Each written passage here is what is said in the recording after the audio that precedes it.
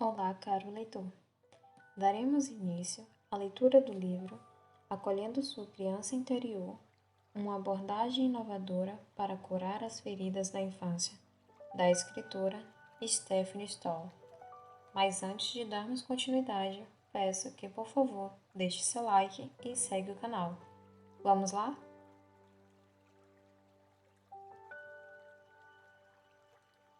Capítulo 7. Como a infância molda o comportamento. Quando não obtém atenção e compreensão suficientes de suas necessidades, a criança passa a se desdobrar para obtê-las.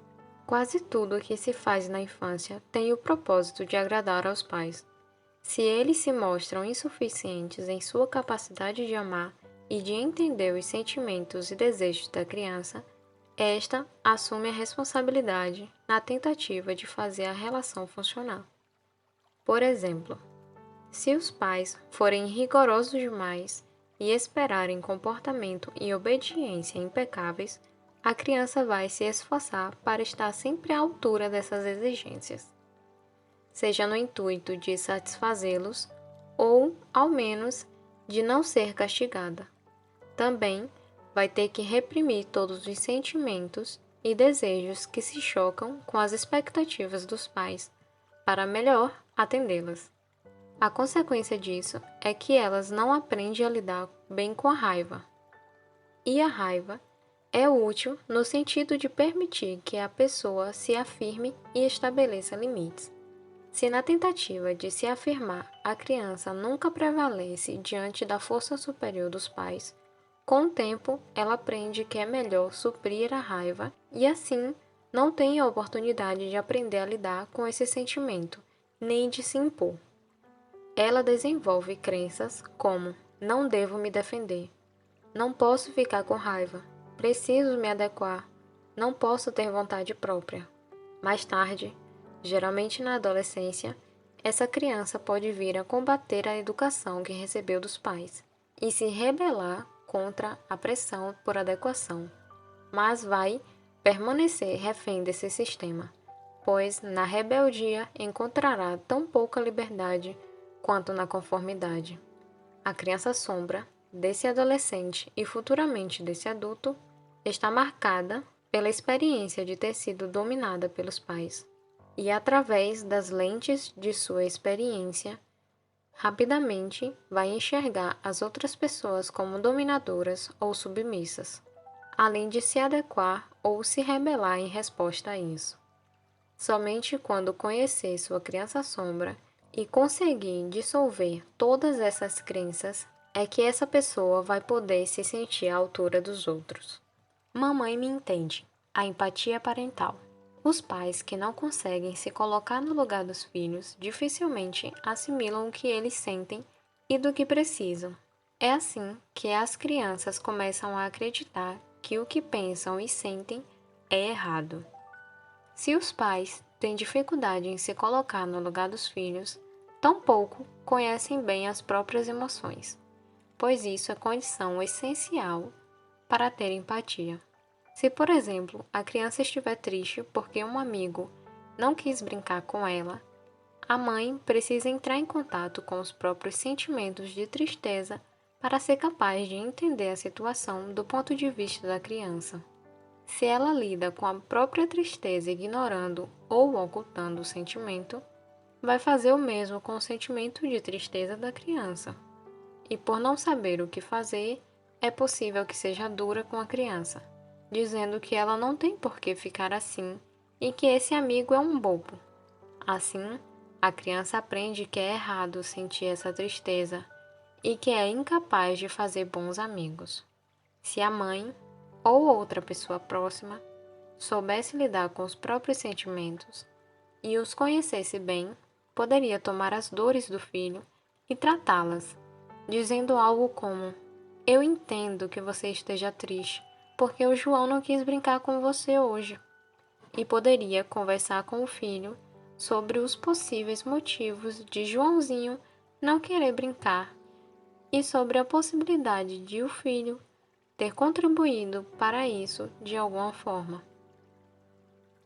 Assim, a criança aprende a dar um nome às emoções sentidas. Nesse caso, tristeza.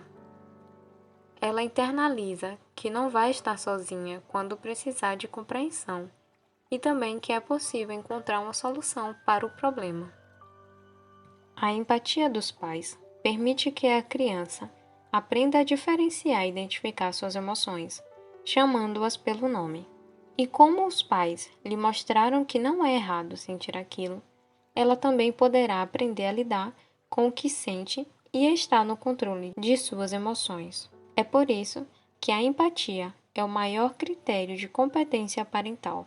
Em outras palavras, é o meio pelo qual obtemos nossas influências boas ou más, da genética à personalidade. Outros fatores que mudam a criança interior. Nos anos 1960, foi amplamente difundida nas áreas da psicologia e da pedagogia a ideia de que a criança nasce como tábula rasa, isto é, como uma folha em branco.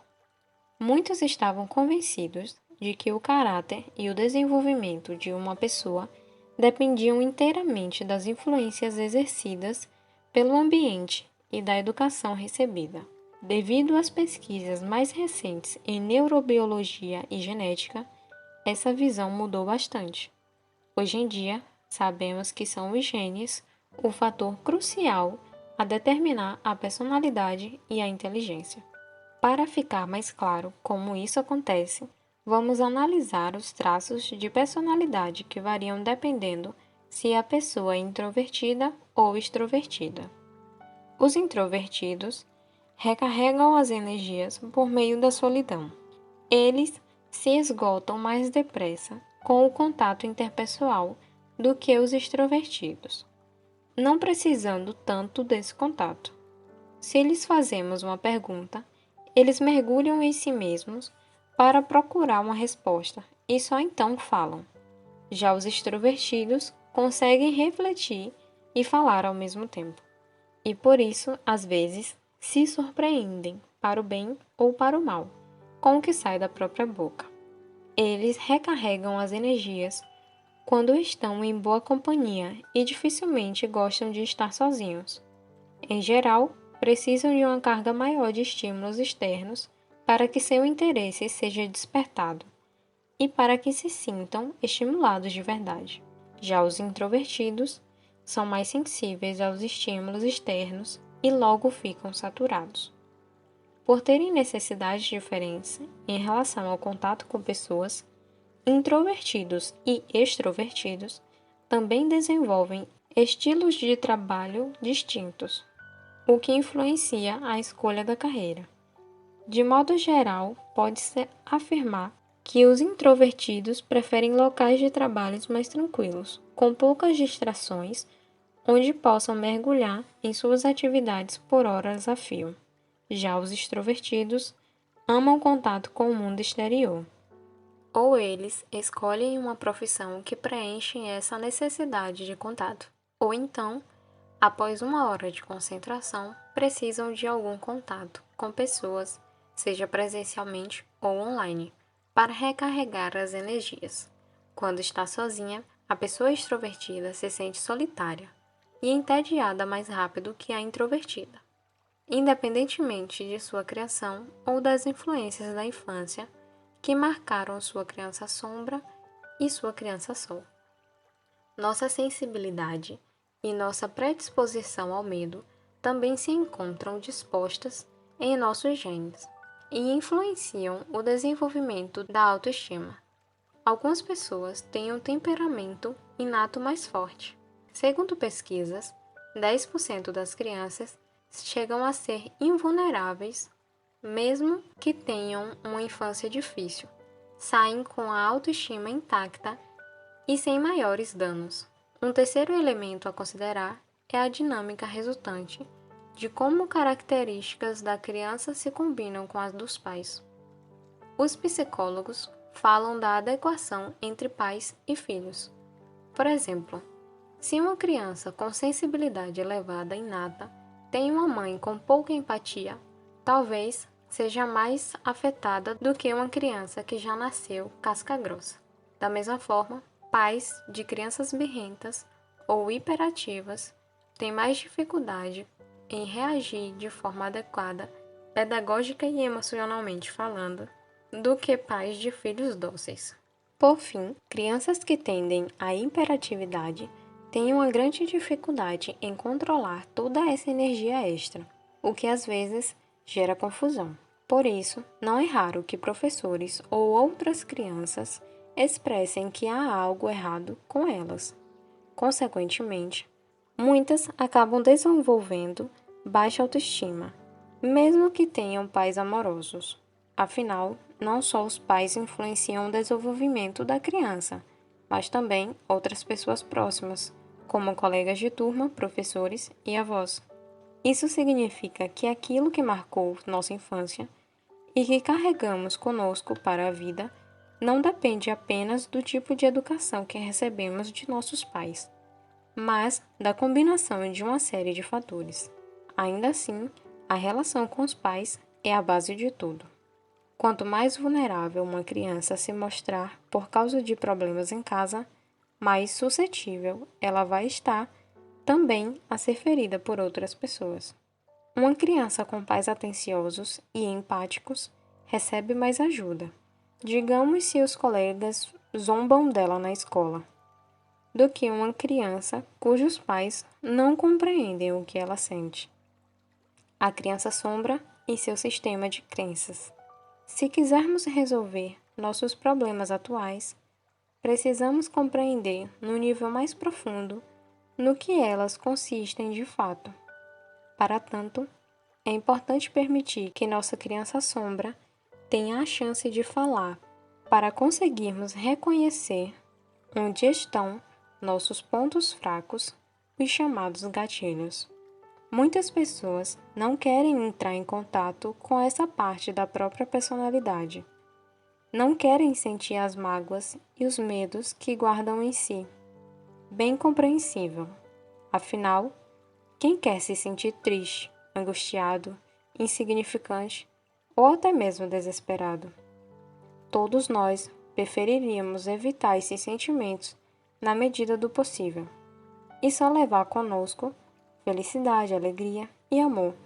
É por isso que muitas pessoas recalcam suas feridas, ou seja, dão as costas para a sua criança sombra quando ela quer falar. O problema é que a criança sombra é como uma criança real. Quanto menos atenção recebe, mais atenção quer. Se lhe damos a atenção devida, ela fica satisfeita e vai brincar sozinha por um tempo. Com a criança sombra é parecido. Quando não deixamos o medo, a vergonha ou a raiva falarem, eles continuam agindo em nosso subconsciente e lá causam estragos sem que o ego adulto perceba. Então, acontece o que tantas vezes aconteceu com Miguel. De tempos em tempos, a criança sombra, recalcada e arisca, surge a todo vapor e descarrega toda a sua raiva em coisas sem importância. Tanto a literatura de autoajuda quanto a especializada atribuem somente às emoções a parte da personalidade equivalente à criança interior. Mas, segundo minha experiência, a criança interior, ambas as suas partes, também é moldada pelas crenças internalizadas, que costumam ser as precursoras das emoções. Como foi dito, por crença, entende-se uma convicção profundamente enraizada que diz algo sobre nossa autoestima e nossa relação com outras pessoas. Por exemplo, se uma criança se sente amada e querida pelos pais, ela vai desenvolver crenças como sou bem-vinda, sou amada, sou importante, que fortalecem sua criança só. Mas, se os pais forem mais fechados e frios, podem surgir na criança crenças como não sou querida, sou um fardo, sou uma decepção, que moldam sua criança sombra. Todas essas crenças, embora surjam na infância, criam raízes em nosso subconsciente, e ali permanecem na fase adulta, atuando como uma configuração automática que passa despercebida. Elas influenciam de modo significativo nossas maneiras de perceber as coisas, de pensar, de sentir e de agir. Quero voltar mais uma vez ao exemplo de Miguel e Selma para explicar como as crenças podem nos afetar. Vimos que a mãe de Miguel não dava muita atenção a ele, nem a seus desejos. Miguel tem 2 irmãos mais novos e seus pais eram donos de uma padaria. A mãe simplesmente vivia sobrecarregada e estressada demais para poder dar a devida atenção e consideração a cada filho. E o pai não podia compensar essa falta, pois trabalhava sem parar. Em razão da distância física e emocional dos pais, Miguel teve suas necessidades de conexão e autoestima frustradas.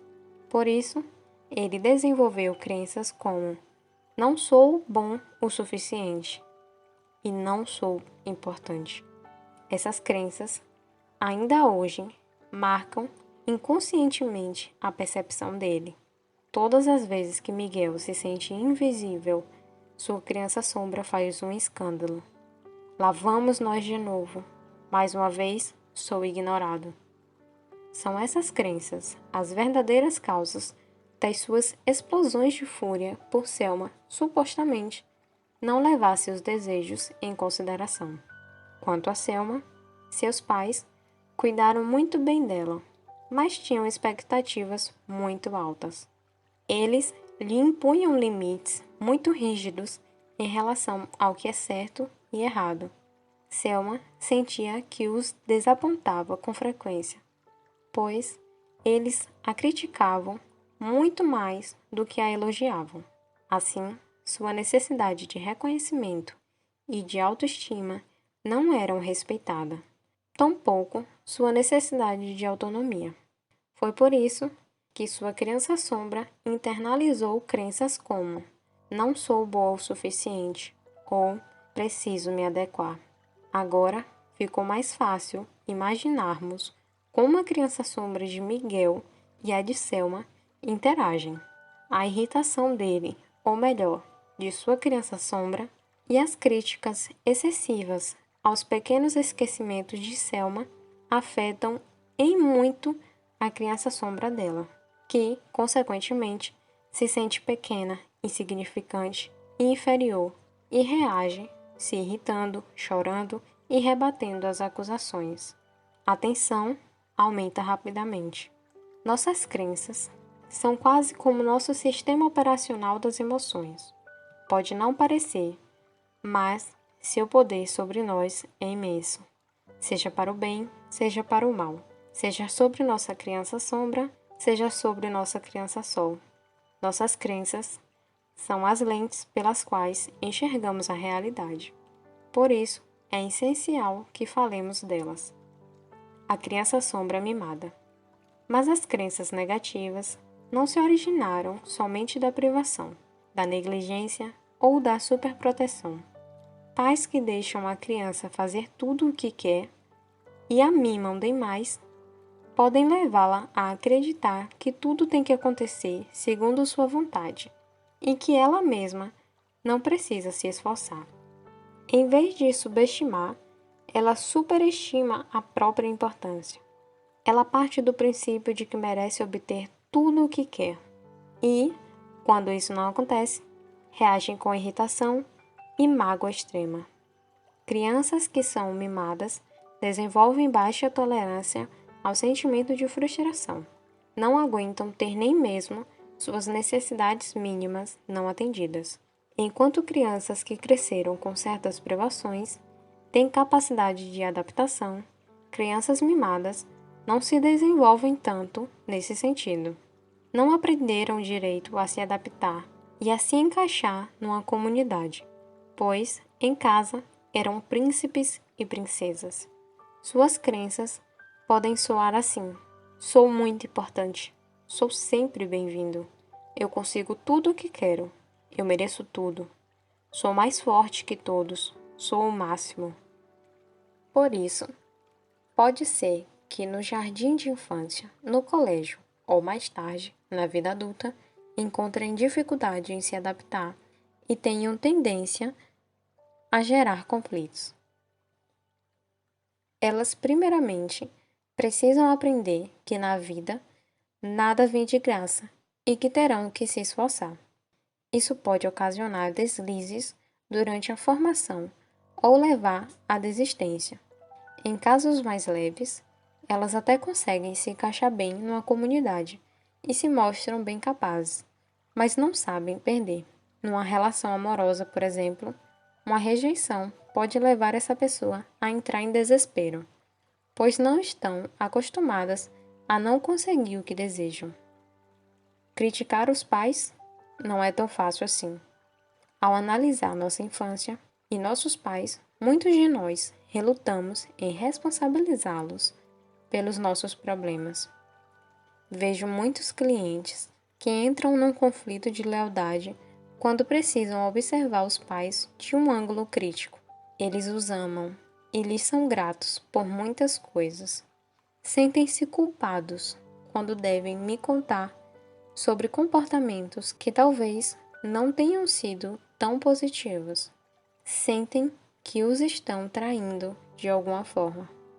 Quero ressaltar aqui que o objetivo nesse tipo de reflexão não é desmerecer os esforços dos pais e declará-los culpados por todos os problemas na vida adulta, mas desenvolver uma compreensão mais profunda das influências que levamos conosco. Assim, não se trata somente dos aspectos ruins, mas também das influências positivas que tivemos de nossos pais. Além disso, devemos ter sempre em mente que nossos pais também foram influenciados pelos próprios pais e que, no fim das contas, também são vítimas da criação que receberam. Meus pais, por exemplo, foram muito amorosos. Minha vinda ao mundo foi desejada e planejada, e minhas lembranças da infância são, em sua maioria, felizes. Mas minha mãe não admitia sentimentos de fraqueza. Ela era a mais velha de 9 filhos, e quando tinha 11 anos, eclodiu a Segunda Guerra Mundial. Não havia muito espaço para demonstrar fraqueza. Ela precisava se manter funcional. E já que não conseguia lidar muito bem com os próprios sentimentos de tristeza, por exemplo, ela às vezes não sabia o que fazer quando eu estava triste. Por isso, surgiram em mim crenças como: tenho que ser forte, e chorar é vergonhoso. Bons pais também falham. Outra questão importante envolve o tipo de modelo fornecido pelos pais. Por exemplo, digamos que uma menina tem uma mãe muito amorosa, mas um pouco fraca, que procura sempre se submeter ao pai dominante. Caso se identifique com a mãe, essa menina pode desenvolver crenças como: mulheres são fracas, preciso me adequar, não posso dizer não. Ou então, em um movimento de rejeição à mãe, pode desenvolver crenças como: tenho que me defender, jamais devo me submeter. Homens são perigosos. As regras e os valores que figuravam dentro de casa na infância também desempenham um papel importante. Crescer num lar amoroso, mas com regras muito rígidas em relação à sexualidade, pode marcar a criança de modo que ela mais tarde tenha graves problemas para desenvolver uma relação natural com seu corpo e sua sexualidade. Ou seja, mesmo quem tem muito a agradecer aos pais, também certamente desenvolveu uma ou outra crença que lhe causa problemas hoje em dia. Para algumas pessoas, no entanto, é extremamente difícil formar uma imagem realista dos pais. Esse pode ser o caso quando, por exemplo, a imagem que se tem de um se turvou pela manipulação pelo outro. Quando uma mãe desabafa com muita frequência no ombro da criança sobre o pai que não presta, a criança passa a enxergar o pai pelos olhos da mãe. Em meus longos anos como perita de vara de família, aprendi que tais influências podem ser tão duradouras que essas crianças têm um relacionamento ruim com o pai durante toda a vida, ou até o evitam. O mesmo se aplica à situação inversa, quando é o pai que se queixa da mãe. Existe também outro fator que explica essa dificuldade para formar uma imagem realista dos próprios pais, e está ligado à nossa tendência de idealizar nossos pais quando crianças. Quando pequenos, somos existencialmente programados para confiar nos nossos pais e vê-los como bons e corretos.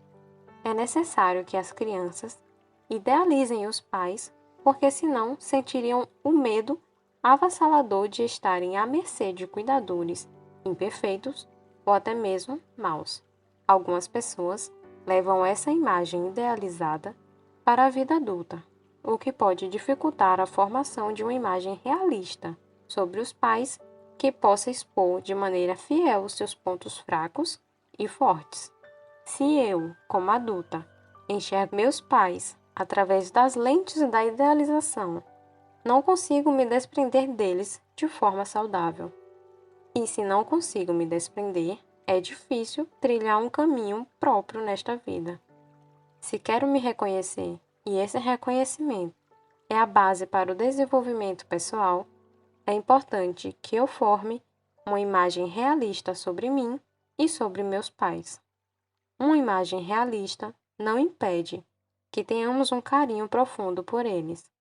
Posso amar meus pais e valorizá-los pelas pessoas que foram e são. Para isso, eles não precisam ser perfeitos e infalíveis. É assim com toda forma de amor. Se só posso amar o que é perfeito, então não é amor. Uma observação: a causa do mau humor pode ser genética. Algumas poucas experiências negativas bastam para deixar marcas profundas em nossa mente. Infelizmente, isso não acontece com as influências positivas, pois fomos geneticamente concebidos para atentar mais às notícias ruins do que às boas, e porque nossa capacidade de memorizá-las é bem maior. O motivo por trás disso é que, para nossa sobrevivência, atentar aos perigos é muito mais importante do que as coisas que estão indo bem. Se uma família da Idade da Pedra estivesse entretida com algum jogo e um tigre-dentes de sabre surgisse de repente, seria essencial para a sobrevivência deles que as sensações de prazer associadas ao jogo cedessem de imediato ao medo. O cérebro teve que alternar instantaneamente de uma corrente de alegria para uma corrente de medo, para que a família conseguisse fugir. Também era essencial para os primeiros humanos lembrar quais plantas eram venenosas e quais não eram. Erros podiam e ainda podem ser fatais. É por isso que nosso cérebro foi programado para registrar erros e perdas.